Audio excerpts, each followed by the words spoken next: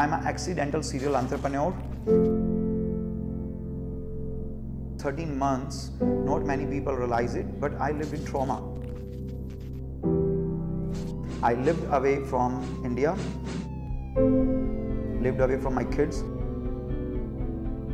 They made me more strong, emotionally more mature. A lot of my investors told me that, Sandeep, don't mind, but one of the best things happened to ShopClues is your personal trouble, because that has spared you from day-to-day operation, but the best of you is still coming to the ShopClues.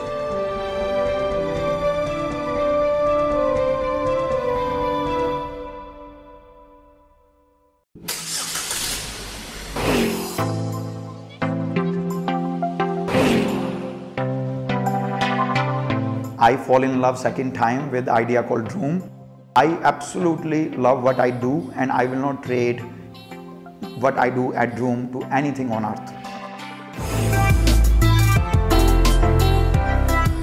I was born and brought up in Chandigarh, but my father was in the government job. So every 3 years he'll get transferred to different places. So you can say I actually grew up, different places within North India. My first school was Shishu Niketan school in Chandigarh. That's where I started with my kindergarten.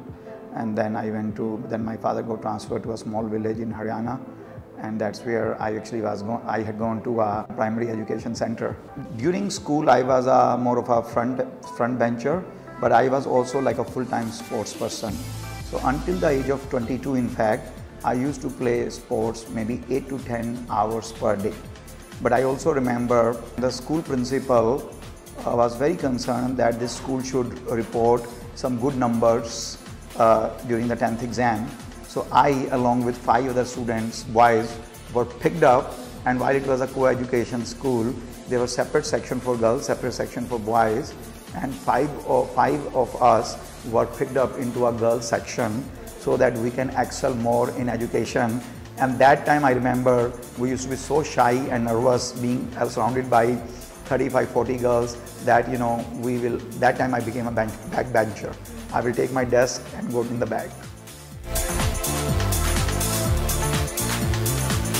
I moved from Chandigarh to a smaller place near Hisar. So my demeanor was very different. And this was a government colony. My father was a senior most person, and I was a little bit more extrovert. So I was almost outcasted by everyone where I lived. And because I had to also reinvent myself every 3 years, now in hindsight I feel that all those things perhaps helped me become an entrepreneur and deal with ambiguity. In that particular place, they literally boycotted me because I was an outlier. But I was also very used to going to a new place every 3 years and finding a new friends, finding the new teachers, finding a new school, and establishing yourself. During college, I think I had no idea. I lacked significant exposure. I was a below average score, and my full-time job was to chase girls or play sports. I remember I was walking on the empty platform. There was a train path. Entire platform was completely deserted.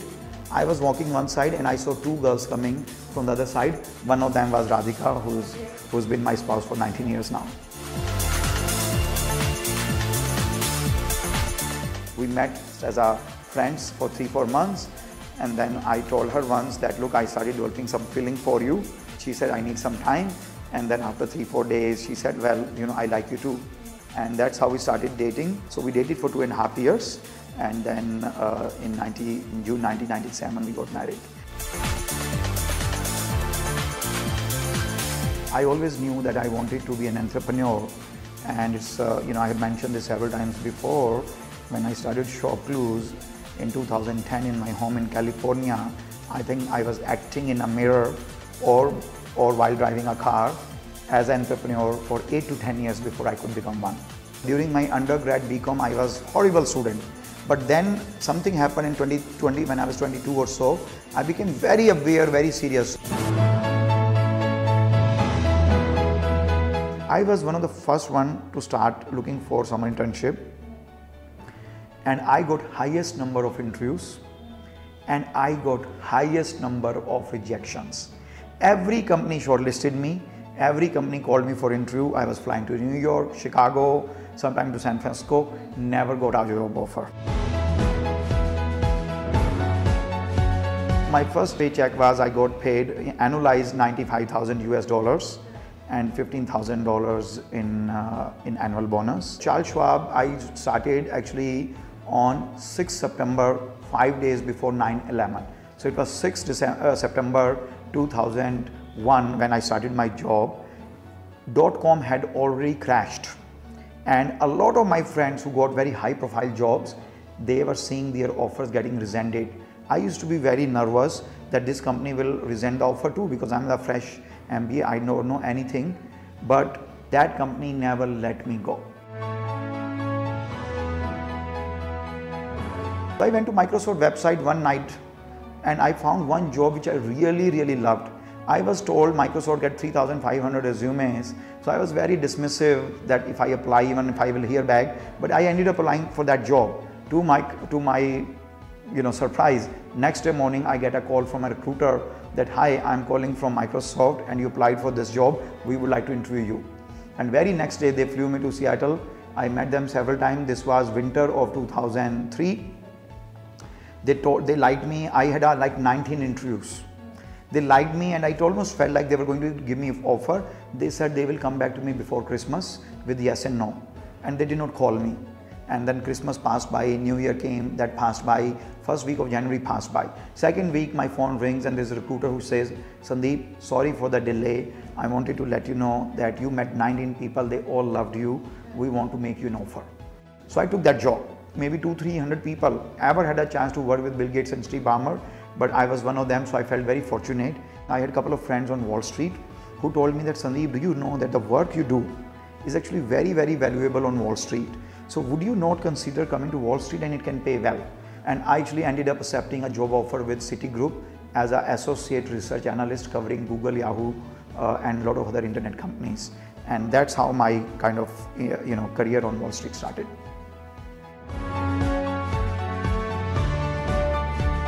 I would say from 2007 to until I started ShopClues in October of 2010, I made multiple attempts.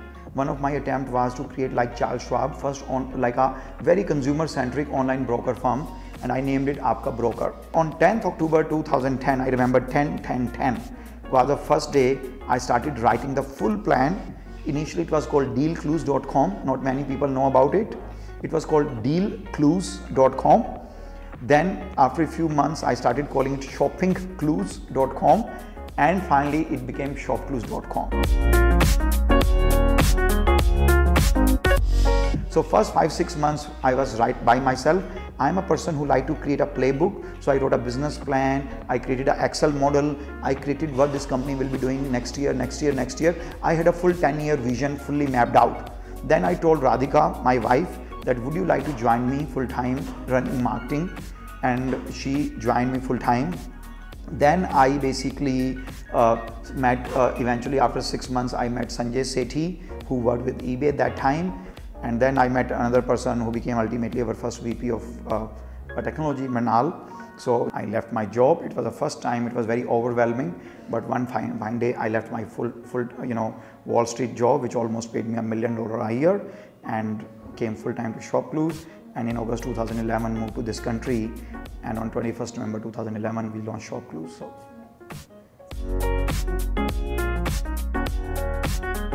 First institutional investor in ShopClues was Nexus.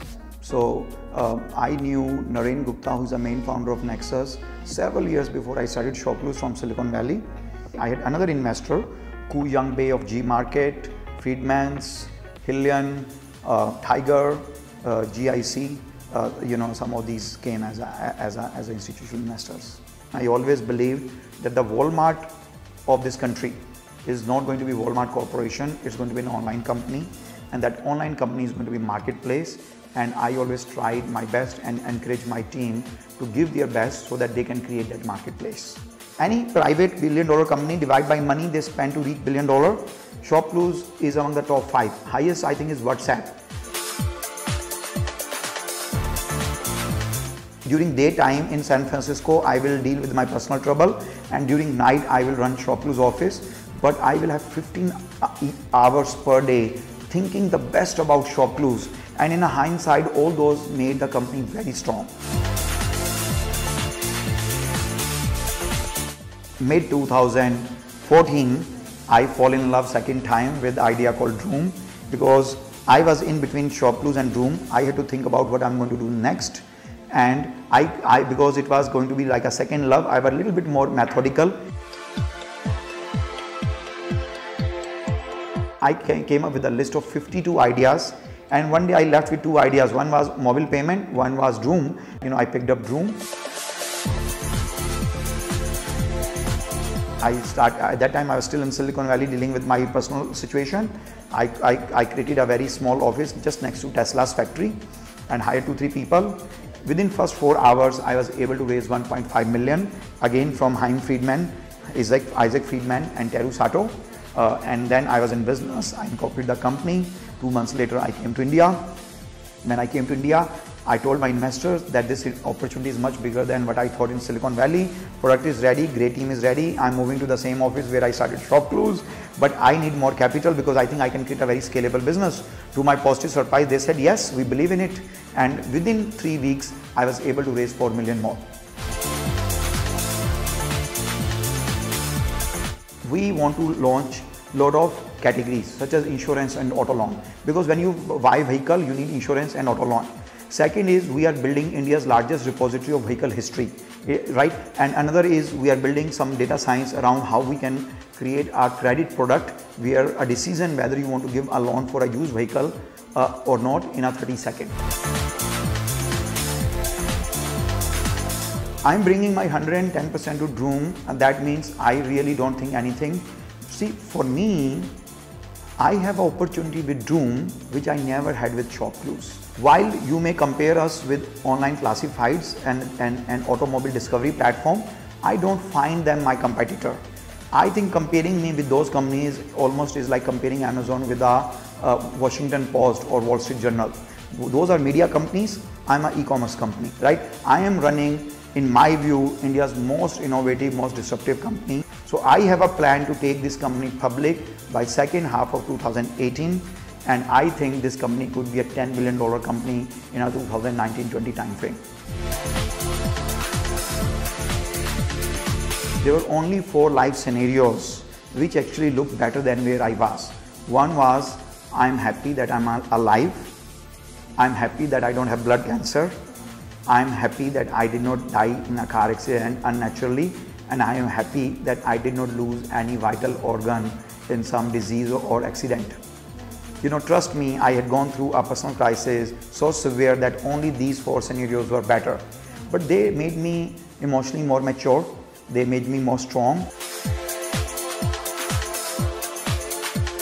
As an entrepreneur, you cannot have any sense of entitlement, right? Even hard work and sacrifices does not guarantee reward in entrepreneurship. And entrepreneurism does not recognize luck, hard work and sacrifices and entitlements. It only rewards merit and what you bring on table.